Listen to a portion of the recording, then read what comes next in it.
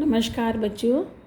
पुराना वीडियो जो भेजा था वो इंटीग्रेशन समाकलन का इंट्रोडक्शन था कि समाकलन क्या होते हैं और उसके जो कुछ सूत्र थे, डायरेक्ट सूत्र थे, वो मैंने आपको लिखवाए थे, समझाए थे और वो कैसे आता है ये बताया था। अब सीधा आते हैं एक्सरसाइज 7.1 पर। एक्सरसाइज 7.1 में पहले 5 क्वेश्चंस के बारे में ये कहते हैं कि ये जो क्वेश्चन हैं इनके प्रति अवकलज ज्ञात करो, एंटी डेरिवेटिव ज्ञात करो। एंटी डेरिवेटिव का क्या मतलब होता है मैं बता चुकी थी, इंटीग्रेशन। तो आप इसे डायरेक्ट भी कर सकते हैं और आगे आगे डायरेक्ट ही करेंगे, लेकिन चूँकि ये क्वेश्चन आपको, चूँकि अभी एकदम इंटीग्रेशन स्टार्ट हुआ है, तो इसे आप एज अ गैस से मतलब ये कहाँ से आया होगा निरीक्षण करके, मतलब आपको यहाँ पर सूत्र नहीं बताना, सूत्र नहीं लगाना, लेकिन निरीक्षण से आपको बताना है कि जैसे पहला क्वेश्चन है इसका अगर हम हल करेंगे, क्वेश्चन नंबर 1 का आंसर निकालेंगे, तो sin 2x के क्या फंक्शन था। sin 2x का प्रतिकलज का मतलब वो कौन सा फलन था जिसको डिफ्रेंशिएट करके sin 2x आया होगा। तो यहाँ निरीक्षण से ही पता चलता है sin 2x किसका डिफरेंशियल होता है, cos 2x का। cos 2x का माइनस के साथ आता है, यस माइनस साइन एडजस्ट हो जाएगा। तो अगर मैं cos 2x ले लेती हूँ, cos 2x का डिफरेंशियल क्या हुआ आपका, ये cos 2x का डिफरेंशियल हुआ माइनस साइन 2x इंटू 2। तो हमें वो फंक्शन का डिफरेंशियल चाहिए जिसका सिर्फ साइन 2x आए। तो क्या करेंगे, ये -2 हम दूसरी तरफ ले जाएंगे। तो हम यूँ कह सकते हैं -2 cos 2x अपॉन dx कितना हुआ, साइन 2x। और अब -2 अंदर ले लें तो क्योंकि डिफरेंशियल लेते हुए कांस्टेंट बाहर आ जाता है या गुणांक बाहर आ जाता है, कोफिशिएंट बाहर आ जाता है। तो अगर अब इसका डिफरेंशियल लें फिर से, तो अगर हम इसका डिफरेंशियल लेंगे तो क्या आएगा, -2 cos 2x का differential minus sine 2x into, sorry -2 नीचे लेके आना है, गलती हो गई, -1/2 करना होगा। तो ये हो गया 1/2, तो ये हो गया 1/2। तो ये होगा माइनस, अब इसका डिफरेंशियल करें तो -1/2 ऐसे कैसे बाहर, और cos 2x का डिफरेंशियल अभी बताया था माइनस साइन 2x इंटू 2। अब माइनस से माइनस प्लस हो गया, 2 से 2 ये क्या रह गया, साइन 2x। तो अब आपको पता चला कि इसका डिफरेंशियल क्या था, साइन 2x। अतः साइन 2x का प्रति अवकलज और इंटीग्रल कितना हो गया, -1/cos 2x। तो ये आपका प्रति अवकलज हुआ। इस तरह से ये पांचों क्वेश्चन करने हैं। प्रश्न नंबर 2 पे आते हैं, लिखा है cos 3x। cos 3x किसका डिफरेंशियल था, sin 3x का। यस, 3 भी एडजस्ट होगा। तो हम कहेंगे, हम जानते हैं sin 3x का डिफरेंशियल अगर हम लेते हैं तो ये आएगा cos 3x इंटू फिर 3x का डिफरेंशियल बाय चेन रूल 3। तो 3 नीचे आ गया तो 1/3 d of sine 3x upon dx कितना हुआ, cos 3x। और ये हो गया, अंदर ले लो क्या कहते हैं कोफिशिएंट को, तो d of differential of 1/3 sine 3x कितना होगा, अगर इसे डिफरेंशिएट करें तो 1/3 sine 3x, sorry cos 3x into 3 से 3 कट गया, क्या रह गया, cos 3x। इसलिए cos 3x का इंटीग्रल क्या हुआ, 1/3 साइन 3x प्लस c। इस तरह से ये करेंगे। आते हैं प्रश्न नंबर 3 पर।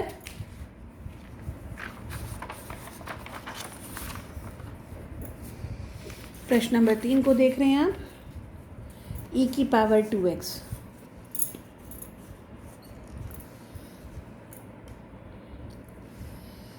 e की पावर 2x किसका डिफरेंशियल रहा होगा, e की पावर 2x का ही डिफरेंशियल रहा होगा। तो e की पावर 2x का डिफरेंशियल हम जानते हैं कितना होगा, थर्ड क्वेश्चन कर रहे हैं।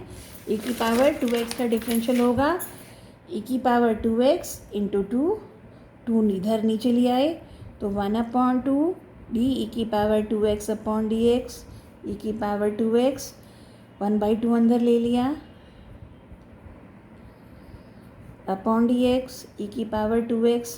तो अब इसका डिफरेंशियल अब बताने की ज़रूरत नहीं है, अलग से करके भी देखोगे तो इतना ही आएगा। इसलिए e की पावर 2x का एंटी डेरिवेटिव कह लो या समाकलन कह लो, कितना हो गया 1/2 e की पावर 2x प्लस सी क्यों लगाते हैं मैं पहले ही बता चुकी हूँ। आते हैं पार्ट 4 पर।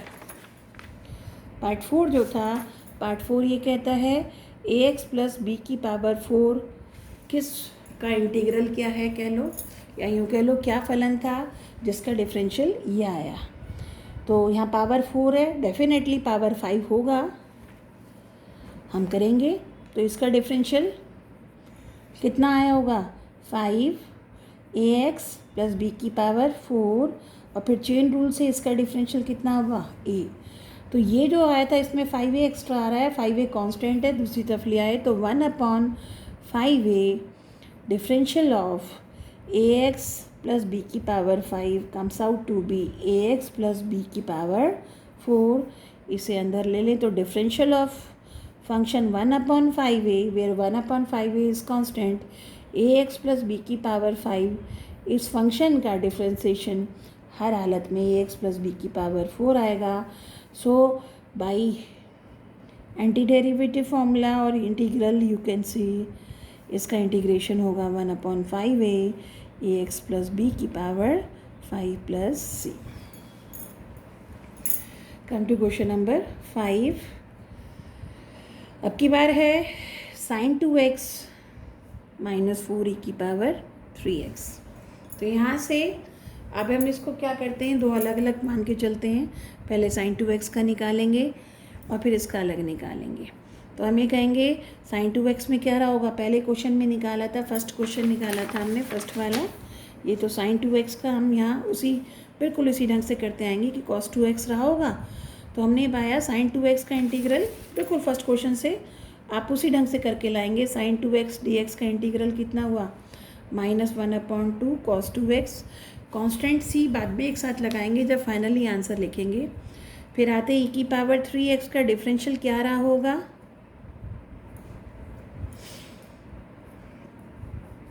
थ्री इंटू e की पावर 3x।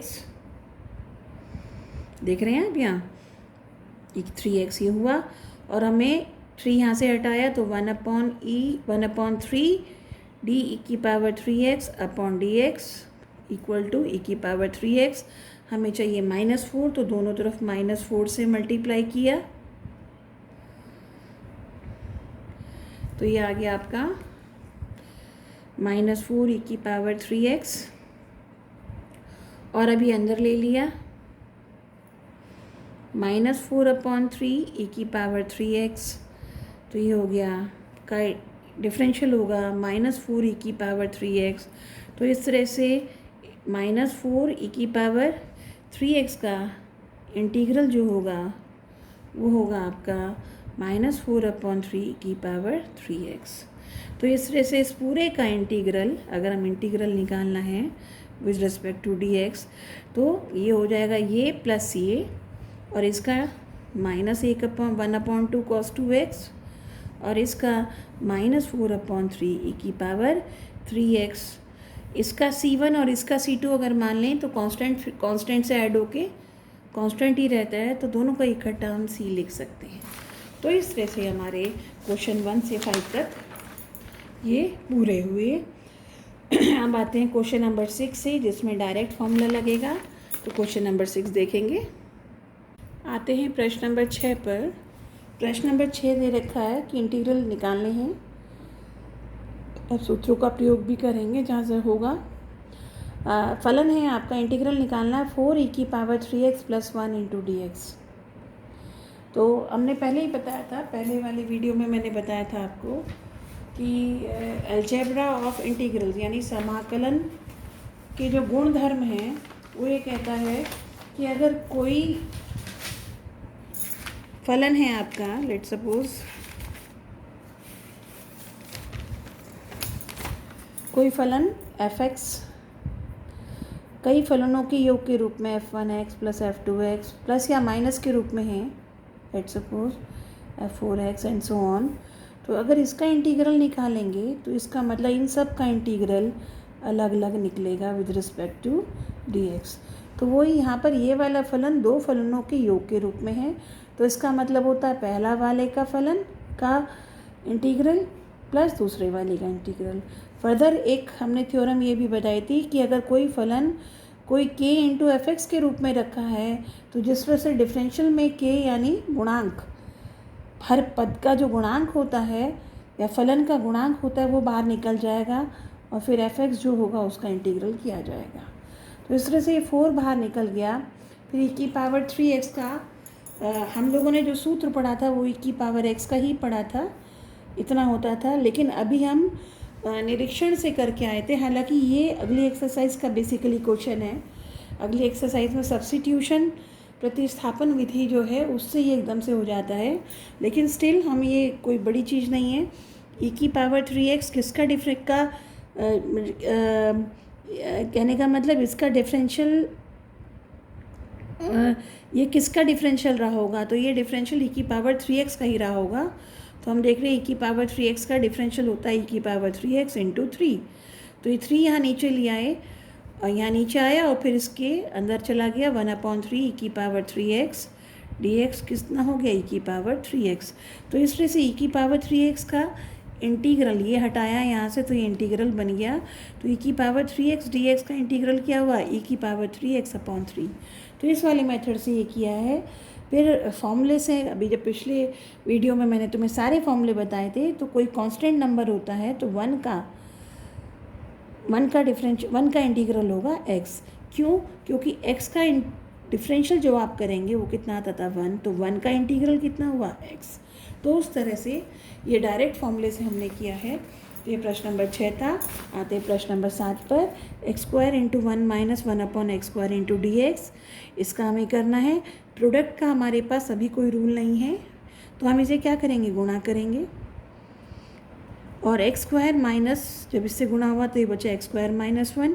और अब दोनों का डिफरेंशियल अलग अलग करेंगे तो ये यहाँ कौन सा सूत्र लगेगा, x की पावर n का इंटीग्रल वाला जो सूत्र मैं पहले उसमें बता चुकी हूँ। सबसे पहला सूत्र यही था, क्या था, यानी जिसका भी x की पावर n, जहाँ n कांस्टेंट है, ये ध्यान रखने वाली बात है, x की पावर n यानी n कांस्टेंट है तो n प्लस 1 यानी एक पावर बढ़ जाएगी और जो पावर बढ़कर आएगी वही नीचे डिनोमिनेटर में आएगी, ये सूत्र था। तो इस तरह से x की पावर 2 का इंटीग्रल हुआ यानी समाकलन हुआ x की घात 2 + 1/2 + 1। 1 का भी किया ही था हमने x प्लस c सभी में लगता है क्योंकि इनडेफिनिट इंटीग्रल है। इस तरह से ये आया x की घात 3/3 माइनस x प्लस c। ऐसी प्रश्न नंबर 8 है, एक बहुपद है ax² plus bx plus c, यहाँ बीच में प्लस या माइनस है तो सबके अलग अलग इंटीग्रल निकलेंगे, सबके अलग अलग निकाले। गुणांक सबके बाहर आ गए, अभी बताया था मैंने जो नियम। तो और फिर x की घात 2 का इंटीग्रल, x की घात 3/3 भी बाहर आ गया, x की घात 1 का इंटीग्रल समाकलन, n की जगह 1 तो 1 + 1 यानी 2, x की घात 2 यानी एक घात बढ़ जाएगी और जो बढ़ी हुई घात है वही नीचे आएगी, प्लस 1 का इंटीग्रल x, c बाहर था और d यहाँ हमने, d क्या है, कोई भी आर्बिट्रेटरी कांस्टेंट है, या आप इसे कैपिटल C से कर लो जैसे कि आप हमेशा किया करते। यहाँ C का मतलब है कोई भी आर्बिट्रेरी कांस्टेंट। आर्बिट्रेरी कांस्टेंट का मतलब कोई भी, कहने को ये कांस्टेंट है लेकिन एक ही क्वेश्चन में इसके बहुत सारे मान हो सकते हैं, जबकि A B C एक ही मान होंगे एक क्वेश्चन में। प्रश्न नंबर 9 पर आते हैं। 2x² प्लस e की पावर x, डायरेक्ट फॉर्मूला दिख रहा है, 2 बाहर, ये दोनों अलग अलग कर दिया दोनों का इंटीग्रल, इसमें भी 2 बाहर, बीइंग कोफिशिएंट यानी गुणांक, और x की पावर 2 का इंटीग्रल, x की पावर 3 एक पावर बढ़कर बटे 3, e की पावर x का डायरेक्ट सूत्र e की पावर x होता है प्लस c। प्रश्न नंबर 10, √x माइनस 1/√x की पावर 2 dx, यहाँ a माइनस बी का सूत्र लगा के खोलेंगे तो a² यानी x, b² यानी 1/x, माइनस 2ab तो -2 इंटू ए, ये दोनों कट गए, सिर्फ रह गया माइनस का 2। और अब इसका इंटीग्रल करेंगे अलग अलग तीनों का, x की घात 1 का इंटीग्रल, x की घात 2/2, 1/x का सीधा सूत्र होता है log x, क्योंकि log x का डिफरेंशियल क्या होता है 1/x, तो इसलिए 1/x की घात का इंटीग्रल होगा log x। अगर इसके x की घात -1 से करने लगे तो -1 + 1 यानी -1 + 1 यानी x की पावर 0/0 यानी नॉट डिफाइन आएगा। और यस, ऐसा कोई फलन नहीं होता x की घात कोई के रूप में, कोई ऐसा फलन नहीं होता कि x की घात -1 उसका डिफरेंशियल आ जाएगा। तो 1/x log x का डिफरेंशियल होता है। फिर -2 बाहर और इसका कांस्टेंट है तो कितना हुआ -2x + c। इसके बाद प्रश्न नंबर 11 छूट गया, अभी अगले पेज पे कराऊंगी। लिखते हुए मुझसे 12 उतर गया तो पहले 12 ही कर लो। प्रश्न नंबर 12 था x की घात 3 + 3x + 4 बटे x की घात 1/2। तो x की घात √x का मतलब x की घात 1/2, तीनों को अलग अलग कर लिया तीनों से। और अब ये हो गया 3 - 1/2, तो कितना हुआ 3 दूनी 6 - 1 यानी x की घात 5/2। और फिर ये हो गया x की घात 1 यहाँ है, 1/2 कटा तो रह गया x की घात 1/2 और ये ऊपर जाके हो गया x की घात -1/2। और अब डायरेक्ट यही वाला सूत्र लगेगा। n का यहाँ मान है या पहले वाले में 5/2, ये हो गया x की घात 5/2 + 1 अपॉन 5/2 + 1। सेकेंड वाले में x की घात n की जगह क्या 1/2, तो 1/2 + 1 अपॉन 1/2 + 1। अगले वाले में n की जगह -1/2, तो ये -1/2 + 1 अपॉन -1/2 + 1। गुणांक अपनी जगह सच +c। तो ये 5/2 का +1 बन गया 7/2, x की घात 7/2, 3 ये हो गया 3/2, x की घात 3/2, 1 में से आधा गया तो आधा बचा, इधर भी। तो ये हो गया 2 ऊपर 7, 2/7 x की घात 7/2, 3 से 3 कट गया, 2 ऊपर चला गया 2 x की घात 3/2 और ये 2 ऊपर गया 1 नीचे रह गया, 4 दूनी 8 x की घात 1/2 + c। ये था प्रश्न नंबर आपका 12। आइए प्रश्न नंबर 11 पर। प्रश्न नंबर 11 आपका ये था x³ + 5x² - 4/x²। उसी तरह से सब में अलग अलग कर लिया, तीनों को अलग अलग कर लिया।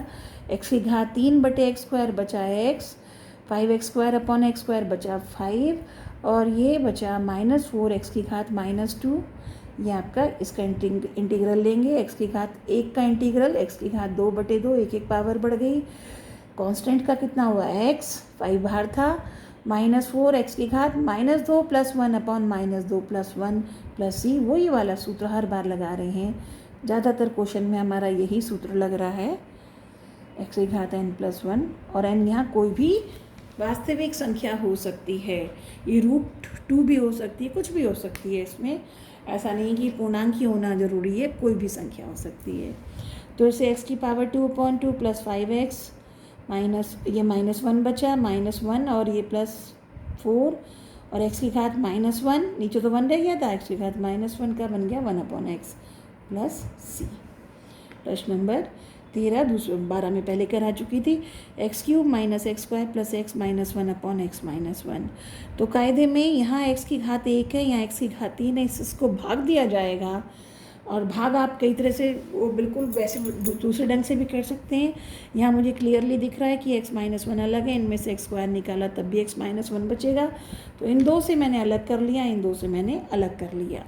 तो इस तरह से ये हुआ x², इनमें से कॉमन निकला तो x - 1 बचा, ताकि ये दोनों कट गए और ये दोनों ऊपर नीचे थे तो ये कट गए। तो अब आपके पास कुल, यानी अगर आप भाग भी देंगे तो आपके पास ये क्या आएगा, ये आपका कोशेंट आएगा, भागफल आएगा, यानी x² + 1। और अब इसका इंटीग्रल किया तो x की पावर 2 का x की पावर 3/3, 1 का x + c।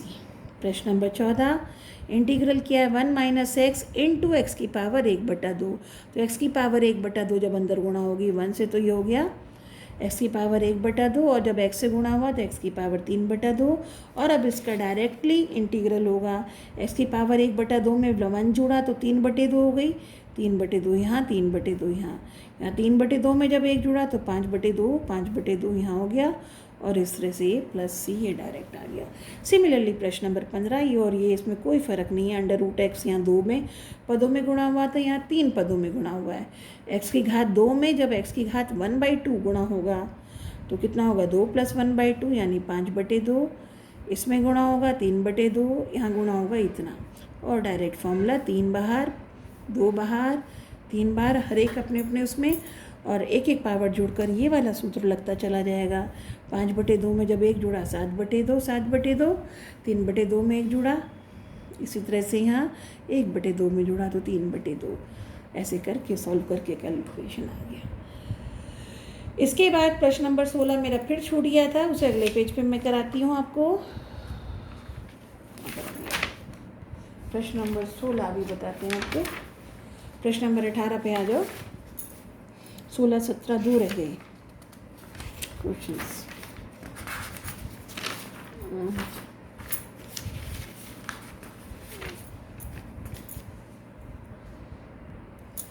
प्रश्न नंबर 16 ये है 2x - 3 cos x + e की पावर x dx। अब मैं तीनों का डायरेक्ट ले रही हूँ, वैसे तो कायदे में अलग अलग लिया जाएगा, पर बात एक ही है। 2 बाहर, x का इंटीग्रल x की घात 2/2, -3 बाहर, cos x का integral sin x, direct formula, फिर प्लस e की पावर x का इंटीग्रल e की पावर x प्लस। तो एक प्रश्न नंबर 16। प्रश्न नंबर 17 ये था 2x² - 3 sin x + 5 √x dx। 2x² का लेंगे, अलग अलग कर दिया तीनों को, कुछ क्वेश्चन में मैंने करके दिखा दिया, कुछ में डायरेक्ट लिख दिया, बात एक ही है।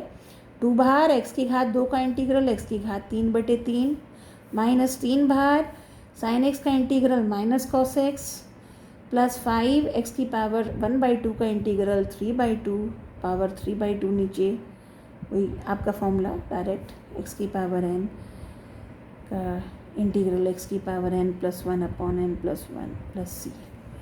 तो अब यहाँ बिल्कुल डायरेक्ट फॉर्मूले इन क्वेश्चंस में 5 दूनी 10/3। तो ये आपका प्रश्न नंबर 17। प्रश्न नंबर 18 यहाँ कर रही थी। प्रश्न नंबर 18 ट्रिग्नोमेट्रिक है, ये आपका है sec x × sec x + tan x। अभी से देखते ही आपको पता चल रहा है यहाँ कोई भी डायरेक्ट सूत्र नहीं दिख रहा, ऐसा कोई सूत्र नहीं है आपको दिमाग में एकदम कि जिसका differential sec x × sec x + tan x हो। तो फॉर दैट क्या किया, मल्टीप्लाई किया। जैसे ही मल्टीप्लाई किया एकदम से ये sec² आया, x आया, ये sec x tan x आया, और ये आते ही आपको एकदम पता चला sec² किसका डिफरेंशियल था, tan x का, इसलिए sec² x का इंटीग्रल कितना हुआ tan x, और sec x tan x किसका डिफरेंशियल था sec x का, इसलिए इसका इंटीग्रल sec x है। बाकी ये सारे फॉर्मूले मैंने डायरेक्ट लिख पाए हुए हैं, ये फॉर्मूले आपको लर्न करने हैं, जल्दी से लर्न हो जाएंगे। जितने ज़्यादा क्वेश्चंस आप इन पे निकालेंगे, एक एक क्वेश्चंस निकालेंगे, सारे एग्जाम्पल्स करेंगे, जितना रिटन में आप लिख कर जाएंगे इन क्वेश्चंस को, उतनी ही जल्दी से आपको ये सूत्र याद होते चले जाएंगे। तो किसी भी सूत्र को याद करने का सबसे अच्छा तरीका है कि उसे आप उन पे जितने हो सके क्वेश्चंस निकाल दीजिए। डायरेक्ट सूत्र लग रहे हैं, आ रहे हैं प्रश्न नंबर 19 पर। प्रश्न नंबर 19 है sec² x / cos x²। सिर्फ sec² x होता, नीचे cos x² ना होता, तो ये डायरेक्ट फॉर्मूला बन रहा था आपका tan x। लेकिन चूंकि cos x² है यहाँ पर, और आपको पता है डिवीजन में रूल ऐसे नहीं लगता कि ऊपर नीचे है तो अलग अलग उनका इंटीग्रल कर दिया, नो, क्योंकि डिफरेंशियल में भी ऐसा रूल नहीं था। डिफरेंशियल में भी डिवीजन रूल अलग था, ऐसा नहीं था कि ऊपर का इंटीग्रल अलग, हर का अलग और अंश का अलग। तो अब इसको तो डायरेक्टली इसका तो आप फॉर्मूला नहीं निकाल सकते। अब इसको सॉल्व करने की कोशिश करेंगे। इसे तोड़ा 1/cos² x, cos x को तोड़ा 1/sin² x, sin² x ऊपर चला, और ये बन गया आपका tan² x। पर tan² x का भी सूत्र नहीं पता, अब क्या किया जाए।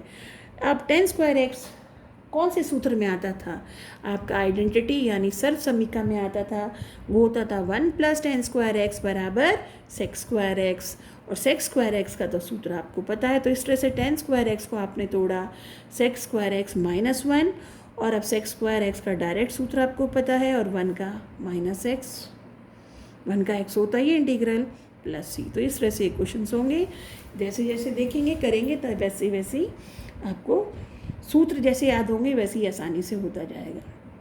प्रश्न नंबर 20 पर आते हैं। प्रश्न नंबर 20 है 2 - 3 sin x / cos² x। अलग अलग किया तो 2/cos² x का बन गया sec² x, और 3 sin x / cos² x को जब करेंगे तो साइन एक्स के साथ एक कॉस एक्स ने टेन एक्स बना दिया और एक कॉस एक्स जो नीचे बचा था वो बन गया सेक एक्स। और अब आपका ये आ गया, और ये फॉर्मूला तो आपको एकदम से पता है डायरेक्ट, सेक स्क्वायर एक्स का integral tan x, sec x tan x का सेक एक्स, पूर्णांक अपना बाहर निकल गए ऐसे कि ऐसे। अब प्रश्न नंबर 21 से आगे बहुविकल्पीय क्वेश्चन है। ये क्वेश्चन आपको दिया है, इसमें कौन सा विकल्प सही है ये देखिए। 21 में दिया है under root x plus 1/√x dx, इसका इंटीग्रल निकालना है। तो इसको x की पावर 1/2 और ये हो गया x की पावर -1/2। और जब आप डायरेक्ट फॉर्मूला लगाया यही वाला फॉर्मूला लगेगा तो x की पावर सब में 1 जुड़ जाएगी। तो 1/2 में जब आधा एक जुड़ा 3/2 और वही नीचे, और -1/2 में जब एक जुड़ा तो प्लस का 1/2 वही नीचे प्लस c, और ये 2 ऊपर 2/3 x की घात 3/2 और ये 2 ऊपर तो 2/1 हो गया, यानी 2 x की घात 1/2 प्लस c। तो जो c विकल्प है वो सही है। और अब आते हैं प्रश्न नंबर 22 पर।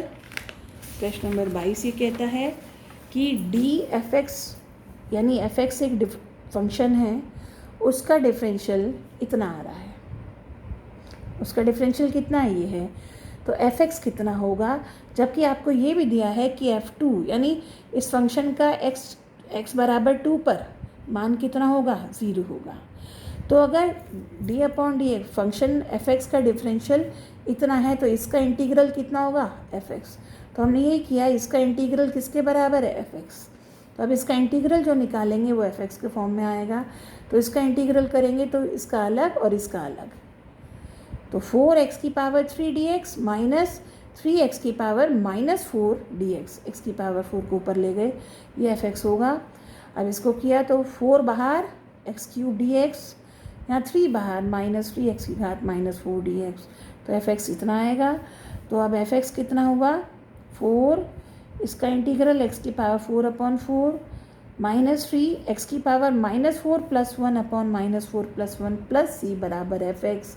तो इस तरह से 4 से 4 कट के x की पावर 4 -3 ये था, -3 कट के तो प्लस का 1 यहाँ रह गया, x की घात -3 बची प्लस c बराबर f(x). तो f(x) हो गया x की घात 4 + 1/x की घात 3 plus c, where c is any constant. अब कहते हैं जब x का इस फलन में जब x का मान f2 बराबर 0 दे रखा है, यानी जब x का मान 2 है तो इस पूरे फलन में x की जगह 2 रखेंगे, तो f2 की जगह x की जगह 2 रखने पर f2 + 2 की पावर 4 + 1/2 की पावर 3 और c की जगह c, और f2 का मान कितना दे रखा है, 0। तो ये 16 1/8 प्लस c, तो c कितना हुआ, इन दोनों का जोड़ करेंगे, 16 8 128 प्लस 1 129 c का मान आ गया -129/8। चूँकि c कांस्टेंट था, इट इज़ नॉट चेंजिंग, हमेशा अचर राशि है, तो c की जगह ये रख दिया। तो इस तरह से ये फलन आपको प्राप्त हुआ।